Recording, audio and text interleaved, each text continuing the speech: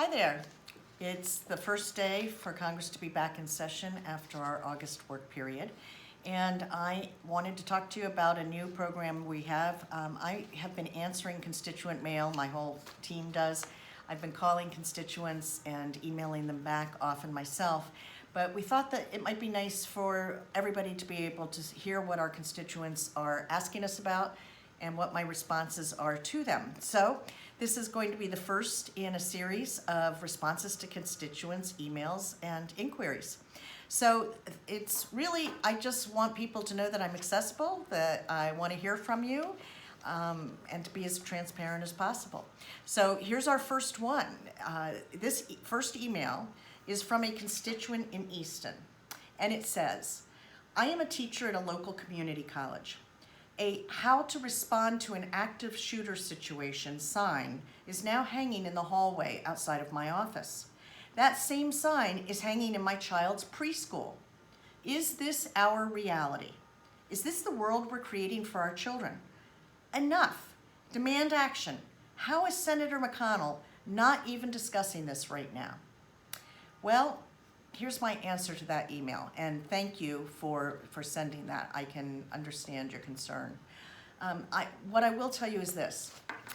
I can't do anything to control Senator McConnell, but I do believe there's hope. And before I talk about the hope, let me just say, I find it interesting that Senator McConnell doesn't want to bring some of these gun bills that have been passed by the House to a vote in the Senate. What is he afraid of? That they're going to pass? Because frankly, if he thought that they weren't going to go anywhere in the Senate, wouldn't he just bring them to a vote, up or down vote, and see what happens? But anyway, let me talk to you about what I think does give us some hope.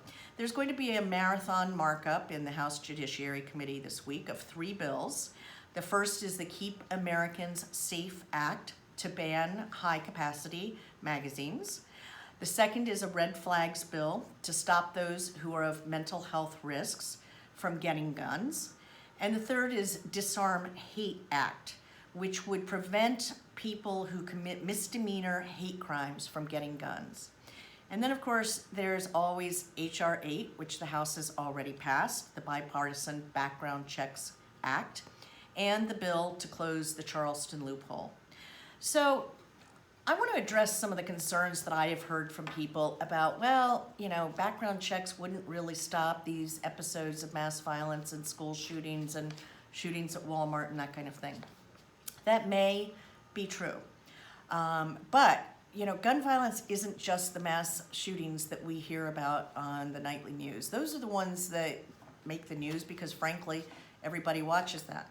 But every single day in this country, gun violence is occurring. It's occurring in homes, in neighborhoods, sometimes randomly, sometimes by a domestic abuser who has access to a gun. And these bills that have been passed by the House would, for sure, help with those situations. And that kind of gun violence, that's gun violence too. It's not just about mass shootings. So I think that the House Judiciary Committee's actions this week are really hopeful. I would like to think that Senator McConnell will see the wisdom of bringing the other acts to the Senate floor for a vote. But finally, let me just say this. It's all about you. You need to demand that your lawmakers take a vote on these bills and that they pass common sense, reasonable gun laws that will help all of us go to bed at night when our children are out, perhaps our adult or teenage children are out, worrying about them. It will help us sleep better. It will help us feel better when they go off to school. And you need to demand this of your lawmakers. And you've got that power to do it. I will tell you, look at me right now. I am sitting here talking to the camera in response to a constituent who emailed me.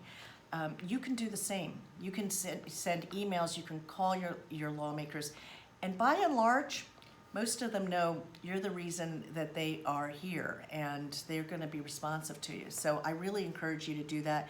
And of course, getting involved with a common sense community organization that believes and supports gun safety measures is also very helpful because those groups collectively have considerable power. So I hope that was helpful. I hope that answered the question, and hit me up anytime you want with any kind of question like that.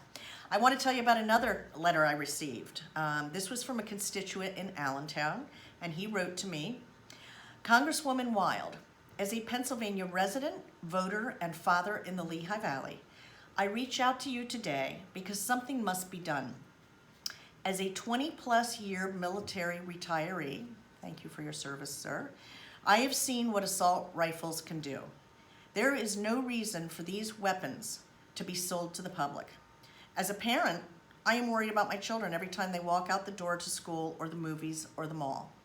I beg you, please, do something to get the Republicans to the table and not hide or run away to avoid this topic. Work with them to get something done. It starts with the assault rifles. The weapons and their availability are a major part of the issue.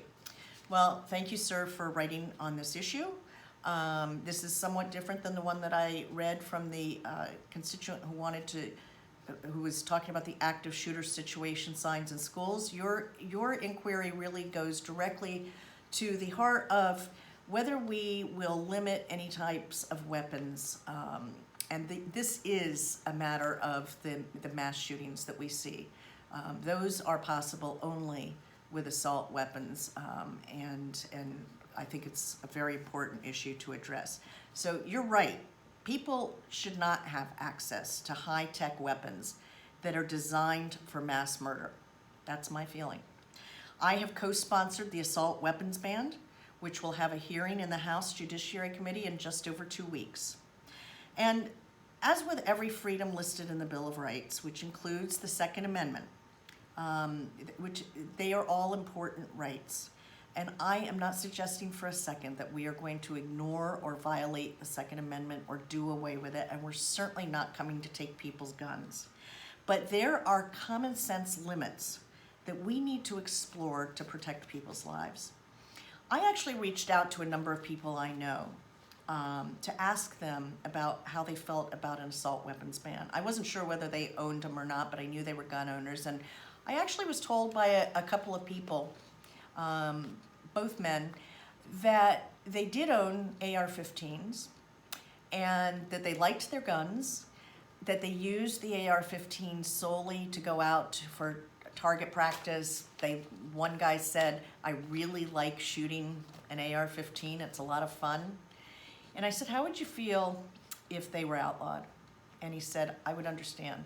He said, I like to shoot it, but as long as you don't take away my weapon of self-defense, his handgun that he keeps appropriately locked up in his home, he said, I can understand why we would have to do that.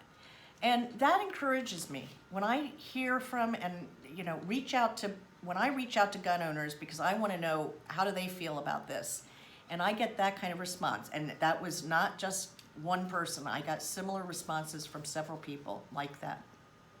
That gives me a lot of hope that we can do this and that we all recognize the urgency of doing it. So thanks, everybody.